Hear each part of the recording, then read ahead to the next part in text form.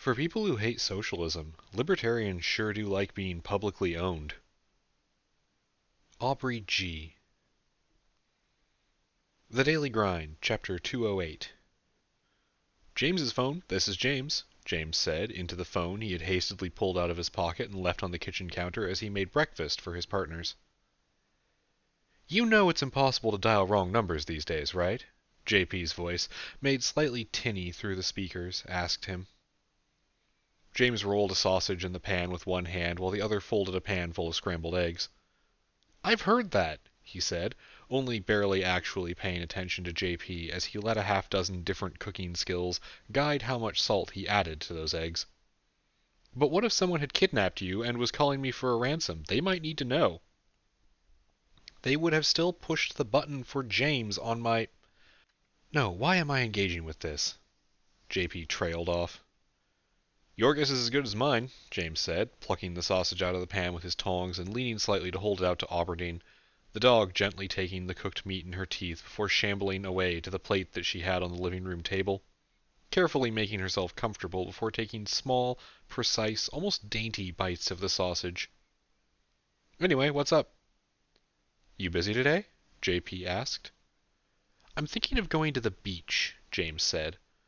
Something about how JP had asked the question set his anxiety off, but he forced an easy tone regardless. Sand, sea, lack of sun, because it's September. I am excited for sea, Zhu said in a soft voice, a single small translucent orange limb spilling off from James's forearm as he helped stir the pancake batter. James smiled. He'd made a promise to take an actual road trip, after all, as thanks to his navigator, Zhu, who, despite taking a name that didn't actually work that way, insisted on the first-name-last-name format. And also, the beach just sounded fun. James was considering trying to grab whoever was available at the lair and just making a whole day of it. Go dig a hole in the sand and put fire in it, roast some marshmallows, build badly thought-out sand castles, that kind of thing.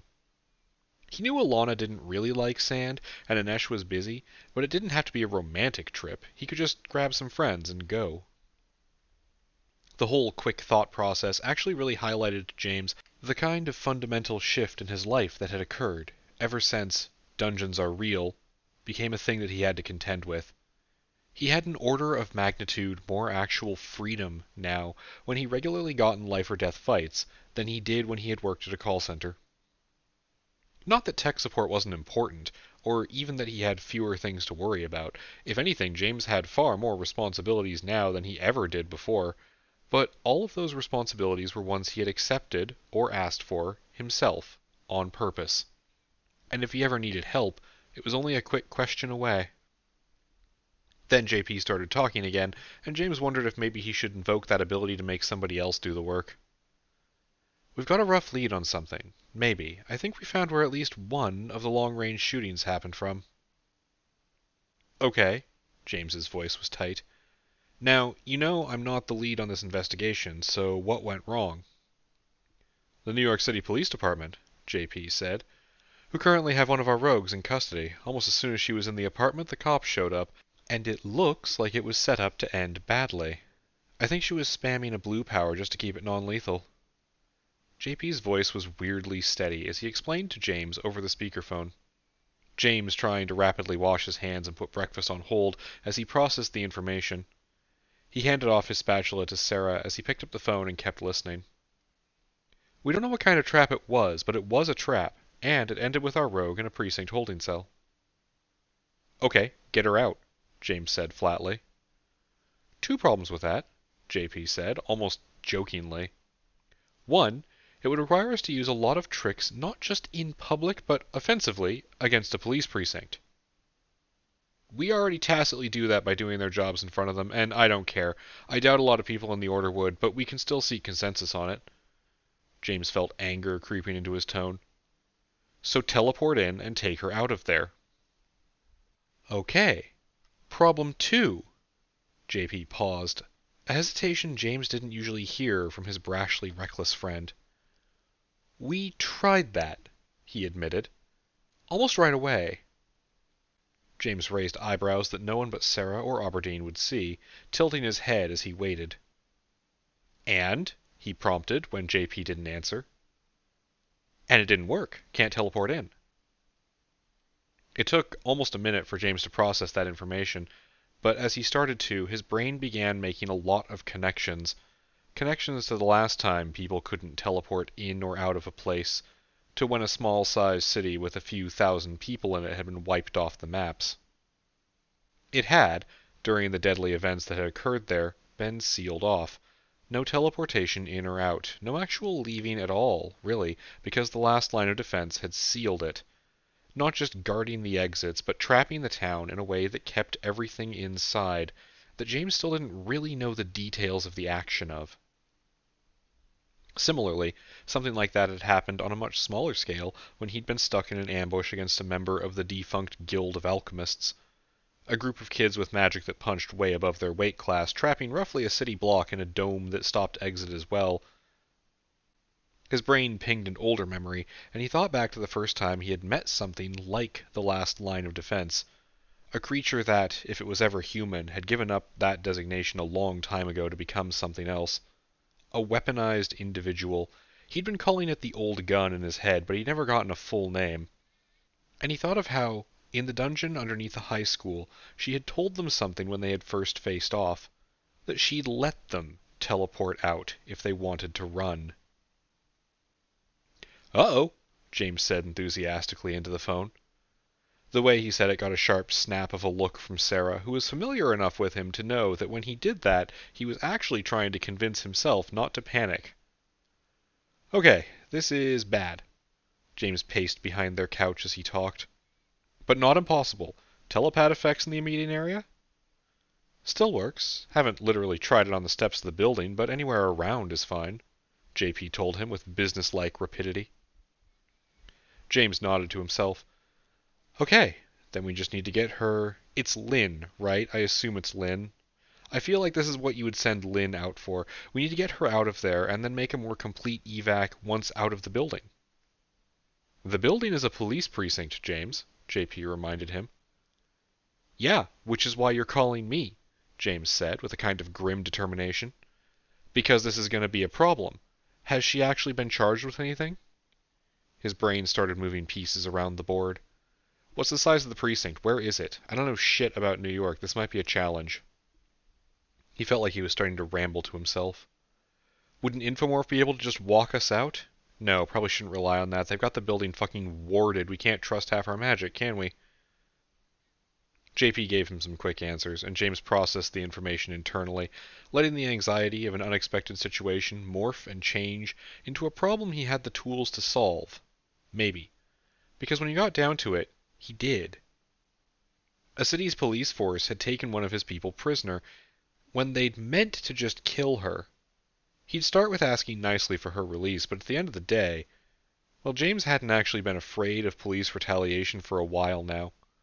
Maybe he should have been. The Order was, after all, breaking a lot of laws, and as he had seen earlier this year in Utah, members of the force were uniquely susceptible to a form of mind control from something out there. But really, he wasn't afraid of them. Maybe he should be. It was probably serious hubris to think he was bulletproof all the time, but in a situation like this, where he was on the ambusher side of a potential preemptive strike, this was a puzzle to solve, not a threat to fear. Lynn, or was it Yin? James couldn't remember, and he was actually pretty sure she switched her name frequently to confuse people. She wouldn't be languishing in a cell for long, either way. "All right," James said. "I'm on my way into the lair. I'll meet you there." "We're already here, upstairs," JP said. "Redding's coming in too, if you actually want to start with asking nicely." "Yeah, let's go that route before the unadulterated violence." James clicked his tongue. "See you soon." He thumbed the call away and slipped his phone into his pocket before looking at Sarah. "So," he started to his friend. She looked at him with obvious concern. "You gonna do something stupid?" she asked, still standing in their shared kitchen over a pan of scrambled eggs. It wasn't like James had a good answer to that, aside from the obvious, "Yeah." "You want help?" Sarah asked. It was such a simple thing, and it came from her so easily, but it meant a lot to James. An overwhelming amount, really. She knew, these days, that when he said something like that, what he meant was that it was going to be risky and it was going to be dangerous and he might not come home tonight. And she asked anyway, without hesitation, though not entirely without fear. When James thought about the future he wanted to build and the people that he wanted to live in that world, he didn't think of himself. He got angry. He wasn't as smart as he could be. He was also profoundly lazy when allowed to be. And he was improving himself, not just getting more skill orbs or weird stat points, but actually improving, learning about the world and the connections between people, digging down to the root of what was important, trying to be kinder, trying to be happier, becoming more mature, a better person. But when he thought of his ideal city, what he thought of wasn't a city populated by people like him, even this improving version of himself. It was a world filled with people like Sarah, who were also still growing, but were just a little bit ahead of where he was. Maybe he'd catch up someday. For now, though, he just answered with, "Not yet. I don't know what we're going to need, and if we need anything, it might be, you might need to start a fight," Sarah said. "Yeah, I know, and we've been preparing for that, you know. You're not the only person in the order, James." She smirked at him a little. "We need a better system for this kind of mobilization, but we can do it. So go meet up with JP and sort it out, and I'll pretend that you and I swap bodies when Anesh and Alana wake up and I serve them breakfast." "Oh, they're already awake," James said, with an honest, warm smile. "They're just doing stuff that excludes me." "Is this another sex thing?" his best friend asked, narrowing her eyes at him. "You aren't allowed to tell me if it's a sex thing." Sarah blinked, and then started lightly rambling to herself. "Not that I don't want to be sex positive, though, and you are my friend, so I guess if you want to tell me about your sex life, we can do that, and I've got that sewer lesson for sex ed anyway, which is still weird, but I haven't gotten sick since I got it, and I've changed my mind." She nodded very deliberately at him. "All right, James," Sarah said dramatically. "As your best friend, tell me about your sex life." "No," James shook his head, trying not to laugh. "I mean, yeah, I'm also trying to be more sex positive, but no, as in, no, they're talking about soccer, though they were doing it in the shower, so it might be a sex thing. I don't actually know, and I don't want to find out. You can go ask," he cheerfully suggested as he tore a page off of his semi-emergency telepad. "See ya," he called back. "James!" Sarah glared after him, but couldn't stop smiling as she did so. Tension diffused, at least for the moment. Turning to Aberdeen, the dog daintily eating the remainder of her sausage from her vantage point on the couch, Sarah crossed her arms. "Can you go get them?" she asked. Aberdeen just woofed at her, which really could mean anything, at least until Sarah got a language skill to speak canine English.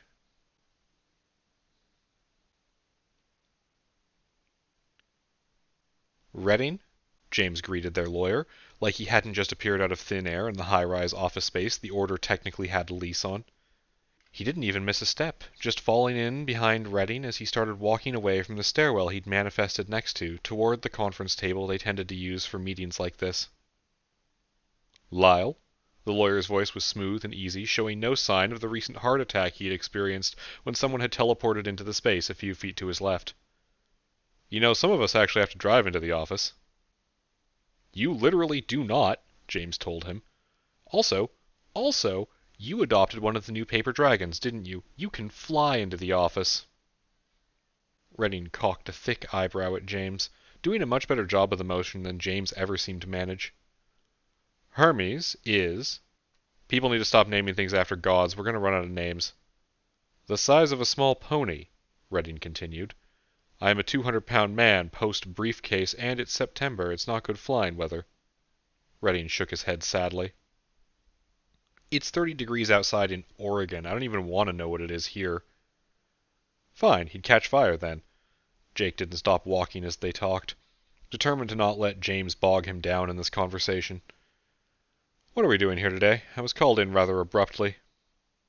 He didn't exactly nod to James, but somehow physically alluded to the teleporting in. "And apparently before you were." "One of our rogues got arrested," James said. "We're going to try diplomacy first." Their organization's lawyer stopped and cleared his throat, getting James to pause just within reach of the living potted plant they kept in this office. You do realize you have me on retainer as a property law consultant, yes? Yeah, well, want to put those skill orbs to use? James asked, swatting away a flourishing green plastic fern that was poking him in the face. Because I know you've gotten at least a half dozen yellows that an Ilipede identified as legal, and I'm not saying we're going to charge you for them or anything. I am legitimately asking, will you help us? Jake stared at him before turning to glance out the pane-glass windows to the city outside and giving a small snort.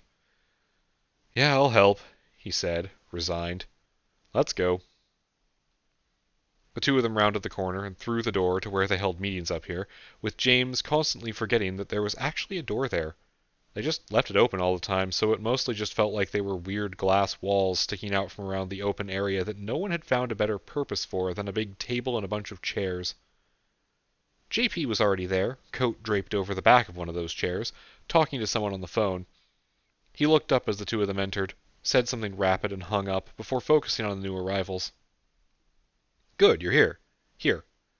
He slid what looked like a pair of pistol cases across the table. Shorter on time than I thought. What is this? James asked as he spun one of the cases around and popped it open, looking at the contents with suspicious eyes.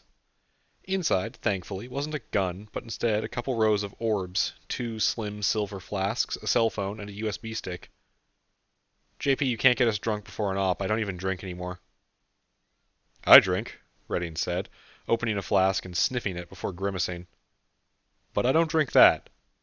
He turned the flask over when he realized it was labeled, a thin strip of a sticker underneath it titling it as reading juice. It did not stop him from grimacing. JP scowled at them. They're rogue armory kits. I keep a few on hand in case I need to promote someone. Now stop fucking around and take your orbs. Ah.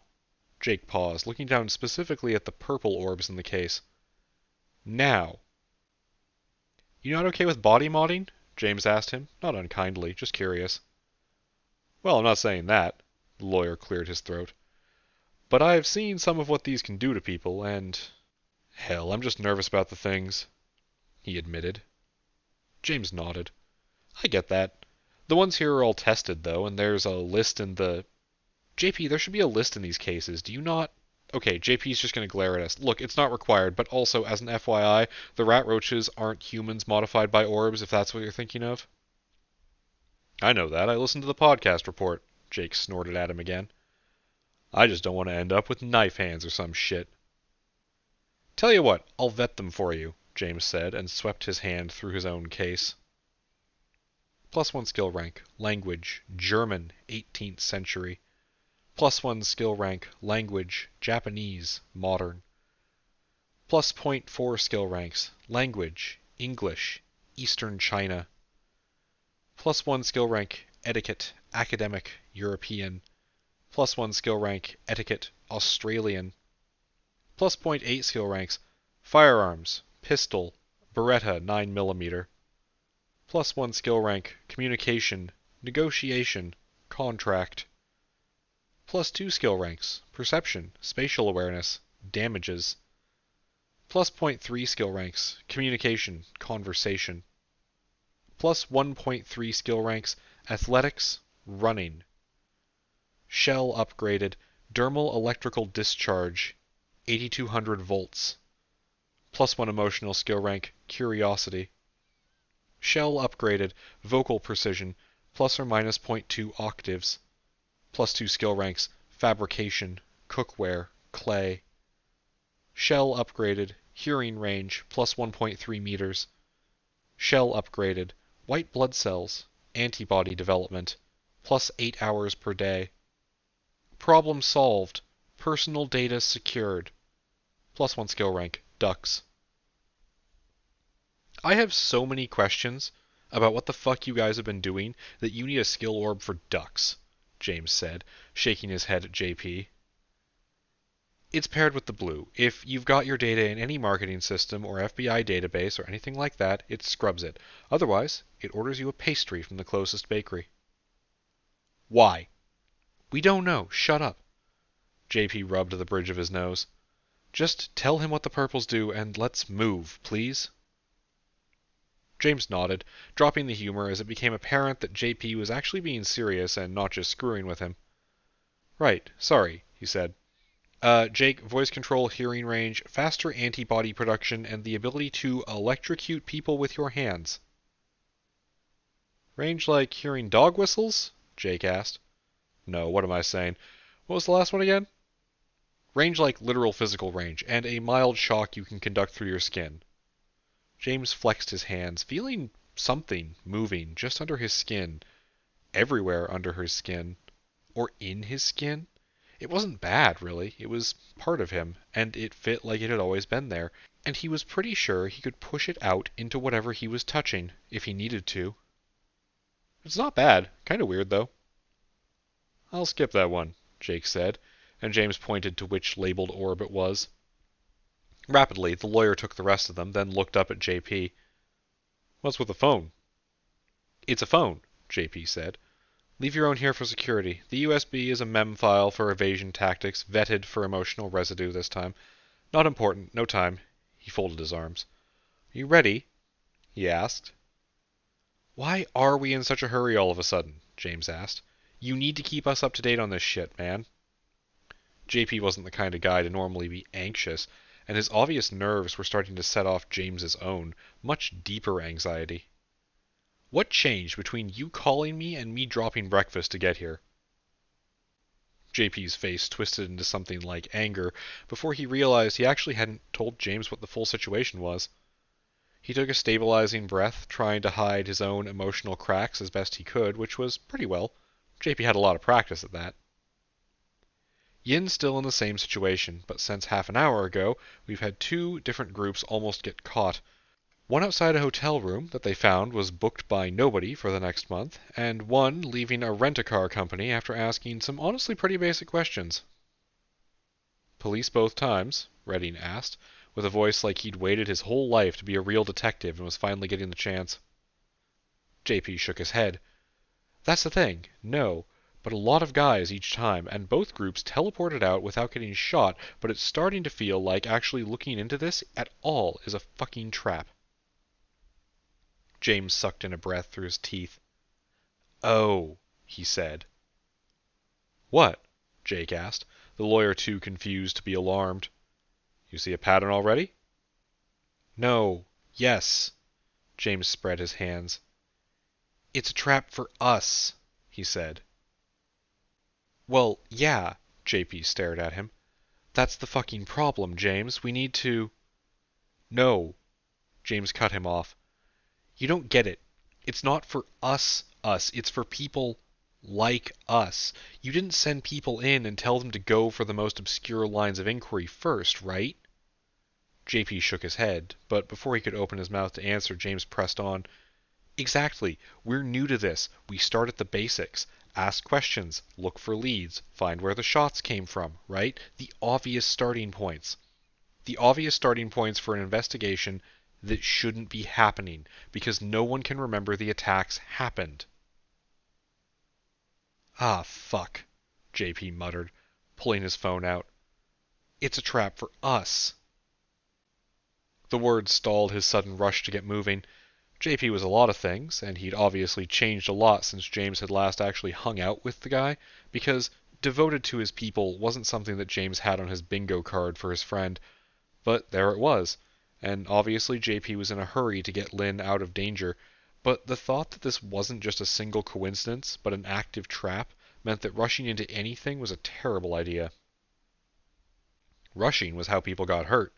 In the dungeons, at least. And James saw no reason to not stretch that rule out to the mundane world as well. The mundane world, where there was some way to get at least two different groups, one of them the New York City Police Department, to violently ambush people who got a little too close to the truth of a specific event. So not that mundane, really. But at least they still hadn't actually met a real vampire yet, so things were still within the vague realm of normal. All that aside, there was a difference between mounting a rescue, legal or otherwise, and walking into a trap on purpose.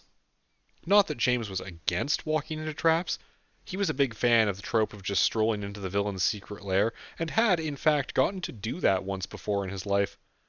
But JP was a bit more reserved in his theatrical heroics, and for all that Redding had been invaluable to the Order as an interface between their nonsense and the legal technicalities of the mundane world, he wasn't a combatant. Or particularly dramatic. "So, what do we do?" James asked. "I don't have a clear plan here," he admitted. "I've got a starting point," Redding said, slipping into the confident voice he used when he was doing lawyer things and not just desperately trying to keep up with the flow of madness around this place. JP and James looked at him expectantly, like he'd thrown them a lifeline. "They can't hold anyone they haven't charged for more than 48 hours, so let's just go ask what she's been charged with." "That still requires walking into a trap," JP pointed out. "No," Jake corrected firmly, "because the trap was obviously supposed to kill her, and because people are forgetting things around this series of events, right? So, what are the odds that, devoid of any kind of defenses, the precinct she's in has forgotten Lynn is... I'm sorry, JP, is it Lynn or Yin?" "I don't know," JP answered honestly. "I'm actually not entirely convinced that we're not talking about different people, which I mostly just find kind of impressive on her part. I do love a woman who can bluff being multiple other women." "Wow, okay, that's..." James choked off himself from following that line of thought. "So, Jake, save us from this. You think they'll just let her out?" "I think they might not even know why anyone got in a fight to begin with, or if it actually happened. And I really think that with infomorphs backing us up, even if we do make them suspicious, we can just pave the evidence on the way out." James nodded. "JP, get L up here. Jake, while L's on the way, confirm this for me. You are saying that you think it's okay to offensively wipe the memories of police officers? I'm not ruling this plan out because of that. I am just checking." "Yeah, fuck 'em." The least lawyerly thing Jake had ever said slipped out of his mouth with a casual shrug. "I'm a property law specialist, man. I'm not academically prepared for this question, but I'm also a black guy in the US, so draw your own conclusions." "All right, A-cab," James said, turning to JP. "Where's L? Let's get the..." There was a snap of air and L appeared in a kneeling position on the conference table, letting out a startled "awk" noise as she rolled off the edge, blonde hair trailing behind her as she slammed into the floor and popped back up like nothing had happened. "All right, L's here. L, we're gonna break someone out of prison. You in? JP, she's in. Telepath, let's go." James nodded to her. "Wait for me to answer, you fucker," Elle gasped out as she rubbed her shoulder. "Also, yeah, we're in. A-cab." From inside the wreath of her hair, a tiny voice echoed her. "Do not be silenced by violent authority," Elle's bonded infomorph and pseudo-daughter squeaked out. For someone named Speaker, she was still unbelievably shy, and even though a strong enough infomorph to stay manifested most of the time, kept hidden, usually within Elle's hair. The occasional flash of deep-sea blue or ethereal green, mostly just making Elle look like she had the world's weirdest dye job. "All right," James grinned at her. "Any objections to this plan before we go?" "Should I have a gun or something?" Elle asked.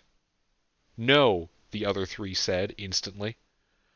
"Okay, no further objections from Elle. Grab on," JP continued, extending a hand to James, who took it and chained it with the others, before JP unceremoniously yanked the telepad he had already written down off of the pad and sent them, a few seconds later, hurtling to somewhere else.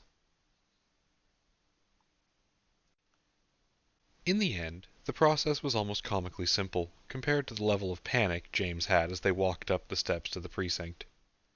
Yes, he admitted to himself, he wasn't actually that concerned about police retaliation, but that didn't mean that his gut didn't turn to knots when he walked up to their front door and dared them to do something. They maybe couldn't find his home office, but they still had guns, grenade launchers, APCs, and outdated brutalist attitudes toward use of violence. Though, also being fair, these specific police probably didn't know who he was personally. But it hadn't gone any way like that. Instead, Jake and JP had introduced themselves as lawyers here to see a client, the sergeant at the front desk had been mildly unpleasant but had ultimately directed them to the part of the building they needed to be in, and James and Elle had followed with no one fully able to focus on them long enough to kick them out. though James filed the fact that JP also introduced himself as a lawyer away under the "ask about that later" tag that he often used for JP's bullshit. They'd talked to somebody else, followed an actual guide to another part of the building, and just like that they had a room to talk to Lynn in. She did not look good. A bruise roughly the shape and size of Alaska covered half her face. Her shirt was missing a sleeve, and that arm had a mess of bandages on it. Some of her hair was matted with what James suspected was blood, possibly her own, but he didn't ask, as he and Elle needed to keep quiet to let their infomorphs keep doing their job. "What can I say?" she asked. "The basics, nothing classified," JP told her, glancing around the meeting room they had been put in. There were windows with old blinds, most of which were shut. It seemed like almost no security for a prisoner, but then it made sense. There was no record of Lynn being violent or an escape risk. "But keep it quick," he told her. "I didn't even get through the door before they showed up." She spoke rapidly. "Called you halfway through the fight, so you know the end. Used the blue that makes plans to scramble them. I don't think they had a plan, you know? They were really confused afterward. Didn't know why they were arresting me. One of them said he didn't know why they bothered coming out this far for a noise complaint." "They didn't have records on hand for me," Redding said. "I'm new to this, but they should have. What were you charged with?" "Drunk in public, or something," Lynn told him, wincing as she turned her head too fast. "Why?" "I'll be right back," Redding said, slipping out of the room. JP glanced back at Elle and nodded after the lawyer. Elle gave a vicious grin and followed him, the ghostly tail of fins and eyes trailing down her neck following after her. After that, JP turned back to Lynn. "All right, bad news first." He set a telepad on the table, and Lynn's eyes flickered with brief relief before he tapped it and softly said, "Doesn't work here." Her face fell in an instant, though she tried to cover it. "Good news, though. Redding knows more about criminal law than he lets on, and worst case scenario, we just walk out of here with you." "Thanks," the young woman said. "I kinda worried." "We know who we are," JP said, and the two of them shared a snort of laughter, making James feel like the outsider looking at an inside joke playing out. "Okay, so, assessment?" "Outside control," Lynn said almost instantly, glancing over JP's shoulder to James, frowning as her eyes tried to focus on him. He waved, a flutter of incorporeal orange feathers trailing off his hand as he did so. Xu was keeping his visit from being interrupted, but it wasn't quite the same thing as being invisible. Pretty close, though apparently it exhausted the navigator. "I remember the Utah thing, the way the cops moved there. They moved like that, like they were fucking zombies or something." JP sighed, and James suppressed a spike of fear as he glanced toward the door. "Shit," JP said simply. "Okay, that's bad. That means a lot of things." He broke off as the door opened and Jake walked back in, followed by a uniformed officer with a mustache that made him look like he was preparing to kidnap a woman and tie her to a train track somewhere. "Yeah?" JP asked simply. "You're free to go," the officer said, tossing a document onto the table. "Don't leave town in case someone needs to talk to you. Don't get in trouble again for a while." He probably didn't mean it in an unkind way, but it took a lot of willpower for James to not laugh out loud, or punch him, or both at the same time. The officer's eyes slid over James as he turned to leave, pausing only briefly as he stared at the corner of the room. James gave a smile, not a hostile one, and waved, but the officer just shrugged and walked out. Redding casually pulled a chair out and sat down. "Well, you were arrested for drunk and disorderly, but no one ever administered a breathalyzer or any other test. Also, there's no record from your arresting officer, no record of you being booked, and, wouldn't you know it, it doesn't seem like there's even a trail of in-car GPS or body cam footage for anything at that location for the last day, which is shockingly unsubtle, even for the police, and we should talk to Elle when she gets back about that. But for now, well, they could hold you for a few days and come up with a charge, but I let them know that we'd be happy to forget about how much their precinct dropped the ball if that didn't happen. Ready to go?" "Can I get my stuff back?" Lynn asked. "There's no record of any of your possessions being logged as evidence," Redding said slowly. Lynn's face fell. But she took a small breath and nodded anyway, letting JP and Jake flank her as they left the building. James tagged along behind, starting to enjoy the experience of being an almost unseen ghost in here. He'd never actually been in an operational police station before. There were more desks than he expected, and more people just moving around from place to place. The halls were too small, the walls absolutely covered in papers and notices that he didn't know how anyone had the time to read. The walk was pretty long, and they had to wait for an elevator for several minutes, but eventually the four of them stepped out into a back parking lot and headed for the street. "That was easy," James commented, and Lynn let out a yell that turned from surprise to violent as she spun and aimed an open-handed strike at his neck. He jerked back, still getting hit on the cheek, though not that hard, yelling in surprise himself. "Ow! Why?" "Where did you come from?" "I've been here the whole time," James protested. "I waved at you." "I know! I didn't know!" Lynn yelled back. "Wait, did you mind control the police? Is that why this works so well?" "No, but Elle might have," JP admitted. Redding cleared his throat, looking around the New York sidewalk. There was a steady flow of people, but most of them weren't even pretending to pay attention to their group. Not because of magic, either.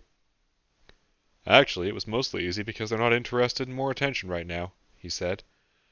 "Being forced to rehire all their anti-vax officers is getting them bad press, and 'Police beat and arrest young Asian American woman, do not know why they did it' is not a good headline." He looked around again, like he was searching for something. "Speaking of, does anyone know where Elle actually is?"